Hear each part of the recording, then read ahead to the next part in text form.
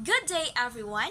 I am Mary May M. Aseo, and today, what we're going to talk about is the Lesson 8 topic State, Nationality, and Statelessness.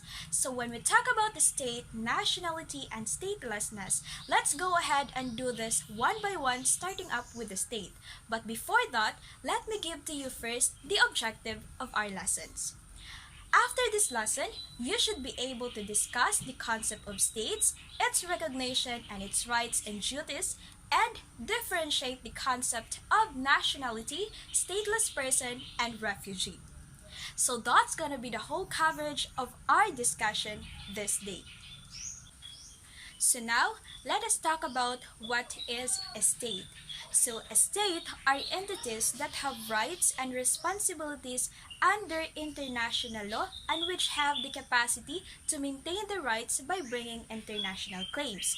So a state is a very important actor and subject regulating the authority that is comprised of political and legal entities that have rights and responsibilities under international law that apply between a sovereign state that is legally recognized as an international actor. So a state has the capacity to protect their rights by bringing international claims. So according to the definition, a state consists of four elements: the permanent population, the territory, the government, and the capacity to enter relation with other states. So later on, we'll talk about it one by one. So these four elements must be all and present in order for a state to be deemed absolute in a community. However, if one of them is missing, the state's position will be forfeited. For example, if the population is missing, then there is no state at all. So next is the nationality. So nationality is a legal bond having as its basis a social fact of attachment, a genuine connection of existence, interest, and sentiment together with the existence of reciprocal rights and duties. So nationality is defined as people or aggregation of man existing in a form of an organized society, usually inhabiting a distant portion of earth, speaking the same language, using the same costumes, possessing historical continuity, and disguised from other like groups or their racial origin and characteristics, and generally but not necessarily living under the same government and sovereignty. So for example of nation, we have the Catalonia in northern Spain, in Quebec, and in Sicily. So these are nations culturally homogeneous groups of people who share common language, institution, religion, or historical experience. So moving on, let's talk about the definition of refugee. So refugee is a person who, owing to a well-founded fear of being persecuted for reasons of race, religion, nationality, membership of a particular social group, or political opinion, is outside the country of his or her nationality and is unable or owing to such fear is unwilling to avail himself or herself of the protection of that country. So refugee, these are people who have been forced to flee of his or her country because of persecution, war, or violence. So most likely, they cannot return home or afraid to do so. These individuals seek safety anywhere. They can find it in nearby towns, in school, settlements, internal camps, even forests and fields. So according to the USA for UNHCR Refugee Agency, there are 68% of those displaced across border come from just 5 countries: the Syria, the Venezuela, the Afghanistan, the South Sudan, and the Myanmar. So we already know what a state, nationality, and refugee are. I mentioned before that the state has four elements, and the first one is the permanent population. So the permanent population, it is the total number of people alive living at a given area. So the population being pertained to does not have to be homogeneous racially, ethnically, tribally, religiously, or otherwise. There is no definite as to how many people govern a state, but to the constitutional scholars, the citizen must have two specific characteristics of the element. First is with a sufficient number, and second is self-perpetuating. So first, with a sufficient number. So there must be an enough number to play their role in a society. And second, self-perpetuating, there can't be a state with only one person. Why? Because if that person dies, then there's no more state at all. Okay? Without population, state cannot even exist. The second element of the state is the territory.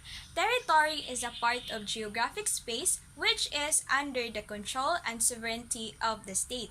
It encompasses land territory with internal waves and terrestrial sea and airspace and subsoil. So a state's territory is the specific area of the land that it controls, though the size does not matter nor its boundaries definitely. So the territory of a state includes the aerial, the terrestrial, the fluvial, and the maritime territory. So in a territory, it is required for a citizen to reside in the territory of a state.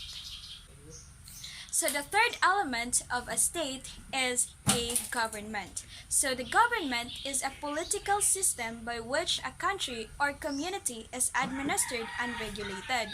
So the government normally consists of legislature, executive, and judiciary. Government is a means by which and organizational policies are enforced as well as a mechanism for determining policy. So each government has a kind of constitution determining how entity being governed. It is important that the government must be sovereign and independent so that within its territory it is not subject to the authority of another state. So let us all remember that there can be a government without a state, but there can be no state without a government. And the last element of a state, it is the capacity to enter relations with other states. So it reflects the entity's degree of independence. Article 3 of Montevideo Convention declares that the political statehood is independent of recognition by other states, and the state is not prohibited from defending itself. So in regards to the government, since it is sovereign and independent, states will have full capacity to enter into relations with another states, such as in trades, diplomacy, war, foreign policy, and relations among other international actors, such as the IGO, the INGOs, and multinational corporation. So that is the four elements of the state. So the first is the permanent population, second is the territory, and third is the government, and last is the capacity to enter into relations with other states. States are created through the following.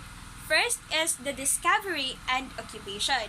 So discovery and occupation, it occurs when a territory belonging to any state is placed the sovereignty of the claiming state. So it happens when the claiming state has a highest authority in a state. As a result, the territory belonging to any state is inferior, therefore that state can be territorialized by the claiming state, owing that the state has a less authority than the claiming state. Moreover, a state may acquire a territory by discovering a continent, an island, or land with no inhabitants and thereafter occupying it by placing it under political administration. But there are conditions for an effective occupation.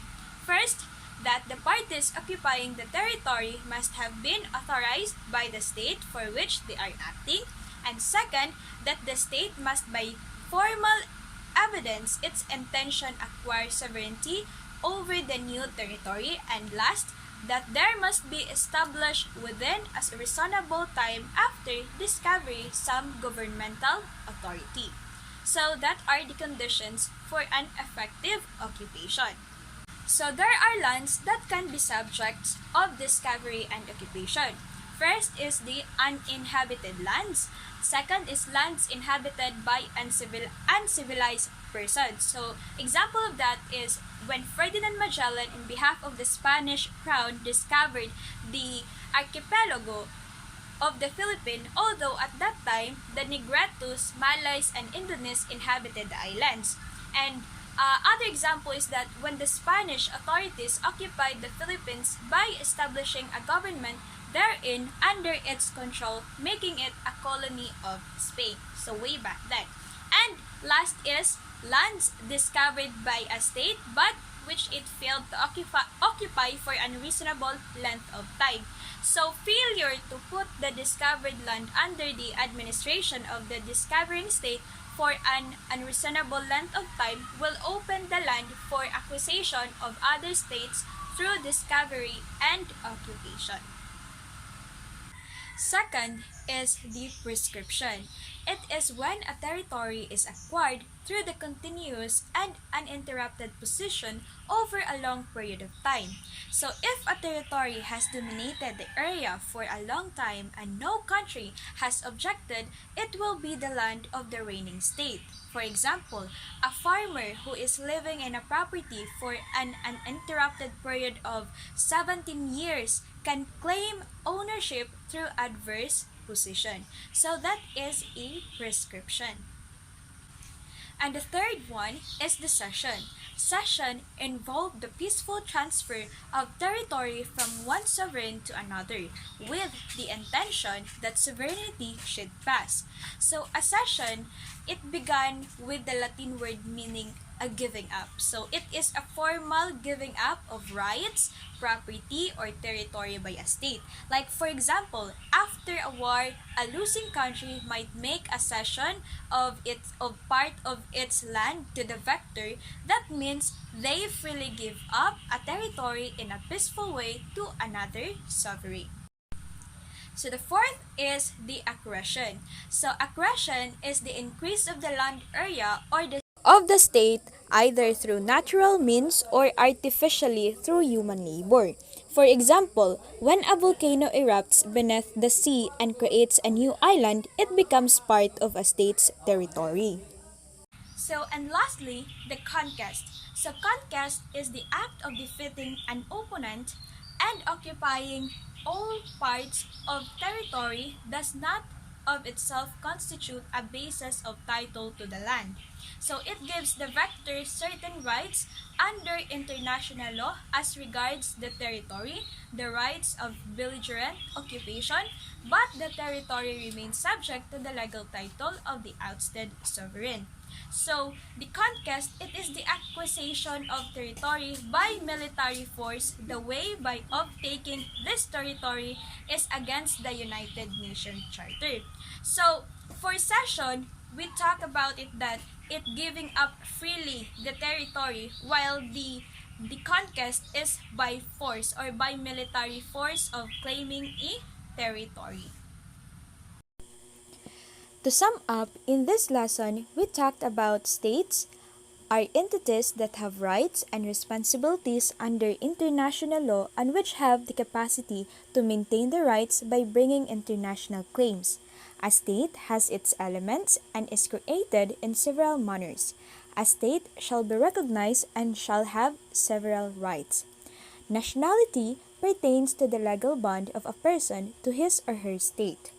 Statelessness can happen due to several acts within or beyond the control of a person, and refugees are national or state outside of his or her own state for various reasons.